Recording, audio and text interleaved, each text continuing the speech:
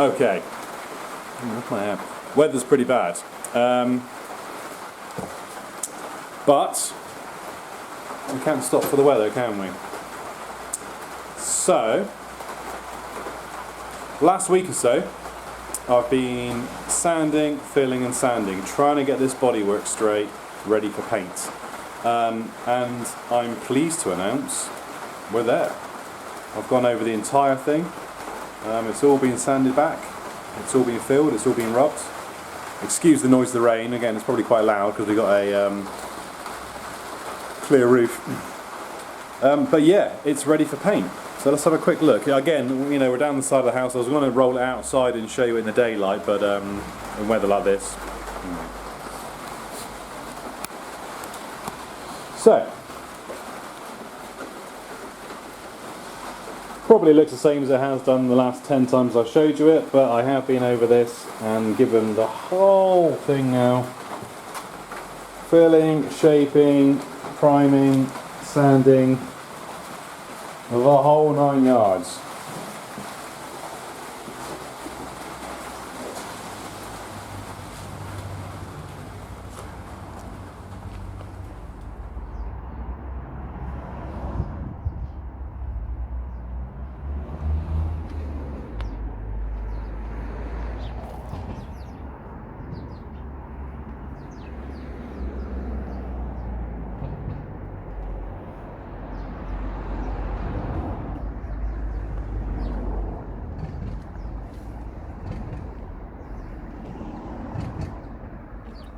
And the next job, of course, is to get her all masked up for spraying. And of course, inevitably, since I've rolled out in the sunlight, I've spotted a few more bits that I'm not happy with, so I've gone back and done a little bit more filler work just on the rear arches. Nothing too crazy, just a few little bits that I'm not really happy with. So I'll whiz them back tomorrow, get the exhaust masked and the wheels, and then we're pretty much good to go. Again, we're going to use our grey high build primer, same as we've used already on it. But whereas we rolled it on before and then cut it all back just to show us where the high and low spots are, this time we're going to blow it on. So we'll thin it down and then I'll get the compressor, we'll blast it on and we'll see what it looks like. So the other thing I desperately need to do is tidy up down here. As you can see, it is nasty. There's sanding discs all over the floor. Old oil, old components, you know, all my tools are covered in a layer of dust. You know, it's pretty nasty. And I do normally pride myself on keeping a tidy workplace, but you know what it's like when you're in the middle of a project. You don't want to keep tidying up all the time, so maybe the first thing I'll do then, and after a quick tidy up. Okay, it doesn't look that tidy, granted, but for me this is tidy. Desk space is at a premium, so we're using this obviously for our spraying equipment. Things like our measuring cups, a couple of spray guns, catalysts and our primer. So here's where we're at the moment. So we've sprayed approximately 2/3 of the car, what we can get to. We've done the back end, I've done down the right hand side, and I've done the bonnet, and I've started doing on the front left wing. Obviously I can't get to this side because, as you can see, space is at a premium down here. I have literally, 5 inches on that side of the car, and even on this side I've only got about 1 foot tops. So spraying is quite difficult. I mean, doing everything is quite difficult, to be fair, but spraying is exceptionally difficult. So I have to spray one side, and I have to take the car out through the doors, readjust it slightly, which is easier said than done because obviously it's masked on, I can't get to the steering wheel, so I've had to cut a slit in the plastic to get to the steering wheel, and then bring it back in at an angle so I can get to that side, so that's what I'm going to have to do now. So we've done our first layer with our high build primer. That's gone on quite nice. It's quite a dry finish, but you know, primer is, you know, that's kind of what it's designed for. There are a few little nicks and bumps in it. I don't know how well you'll be able to see these on the camera, but there's a couple of little pits in there just that I've missed when I've been flattening out and sanding and filling it. And you're always going to get that, by the way. You know, that's the whole purpose of that first layer of primer, is A, to seal the metal, Because the problem is, of course, when you're sanding down, you hit a patch of bare metal. As you know, steel reacts with the moisture in the air and it starts to rust. So you can't then paint over it because now you've got an uneven surface because it started to rust.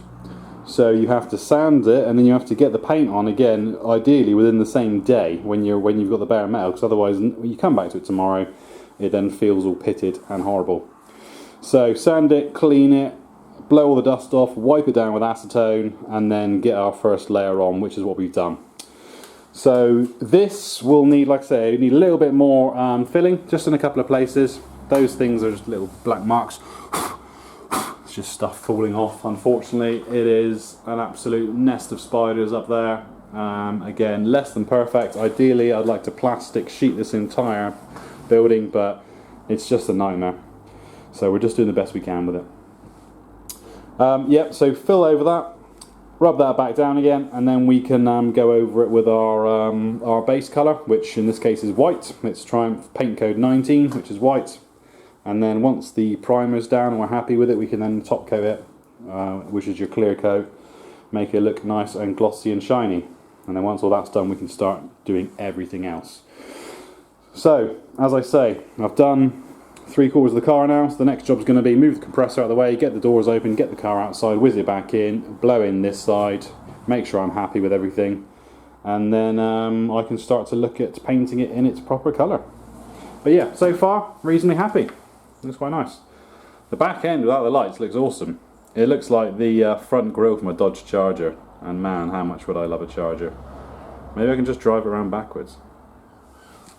Okay, that is now both sides blown through in high build.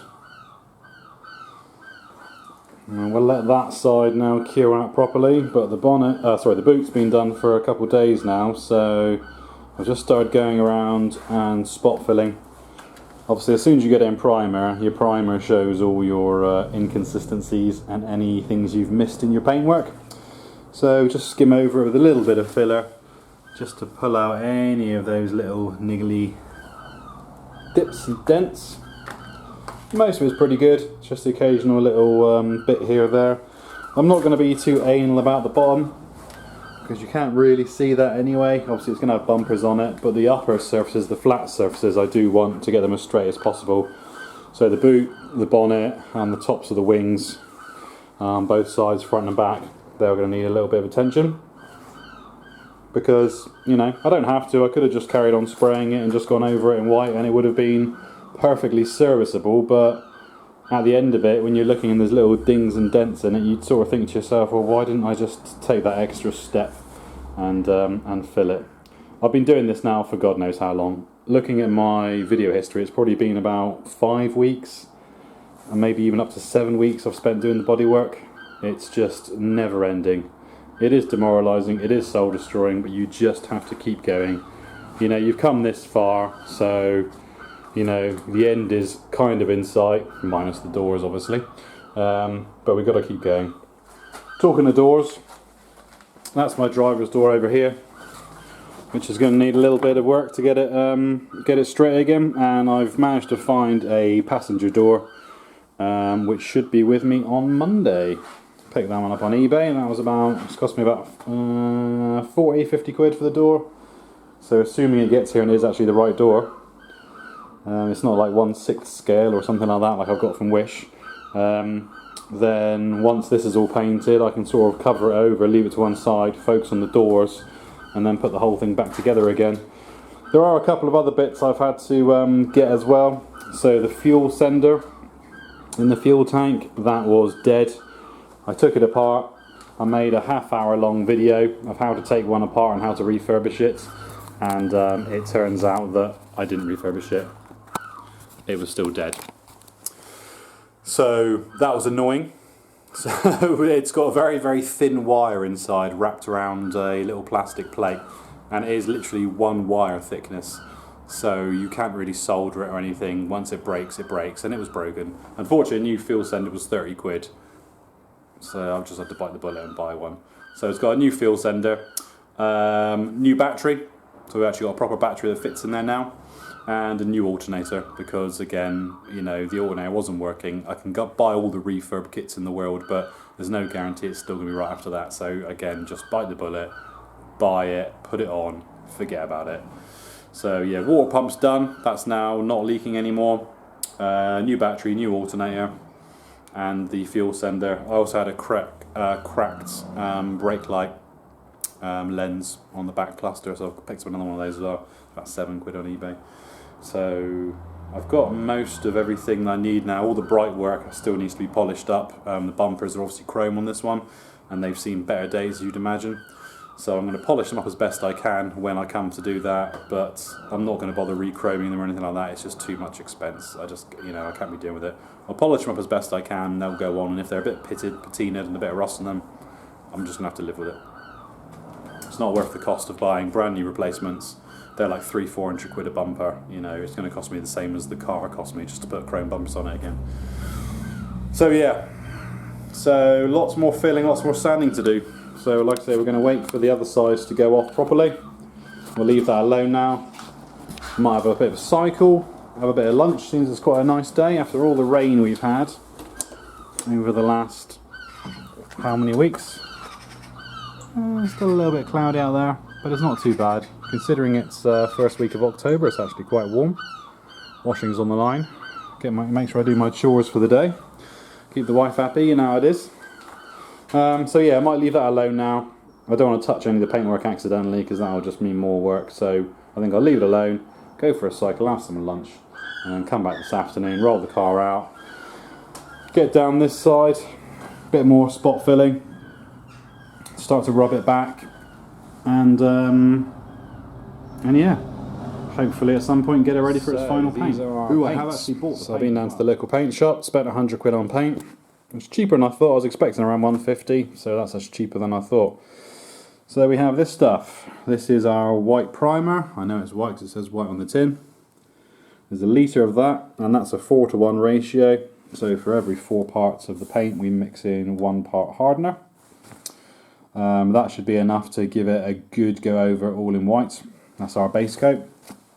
Then we have our top coat. So this one is paint code 19. Triumph White, 2K top, and this is a 2:1 ratio. So again, for every 2 parts paint, we mix in 1 part top coat hardener. We got some thinners, just generic thinners, because this is quite thin, but this isn't. So we just use as much thinners as we need to get it so it will blow through the gum. And then some mixing cups. Mixing cups, pretty straightforward really. You've obviously got your normal milliliter marks down the side. Milliliters here in the UK. I'm sure it'll be fluid ounces and whatever else you use over in the States, but over here it's milliliters. And they also give you, not that you can see it very well on camera, but they also give you these, try and get you the best angle, these ratios. So if you're mixing something 2:1, you mix in 2 of that to 1 of that, 2 of that, 1 of that. So as long as you go to those fill lines each time, that gives you your nice 2:1 ratio. And on the other side, you have the same thing, but in 4:1. So you can mix up, go up to those lines, and that gives you your ratios. Now I'll probably bollock it up, so I'm just going to use the standard milliliter lines. I've got a 600ml cup on top of the spray gun. This goes up to 550, which is perfect. So, as long as I get this cup full, it's pretty easy to work out 2:1 and 4:1. So I think even I can be trusted with that. So yeah, so those are our final paints.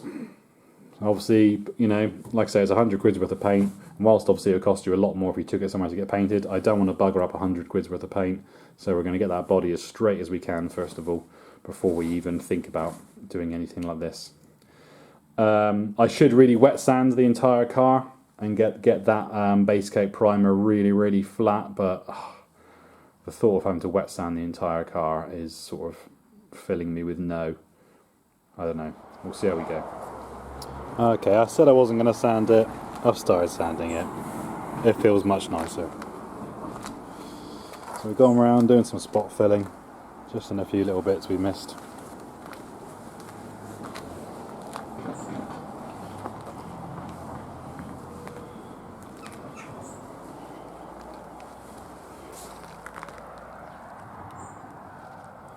Starting to look like a car.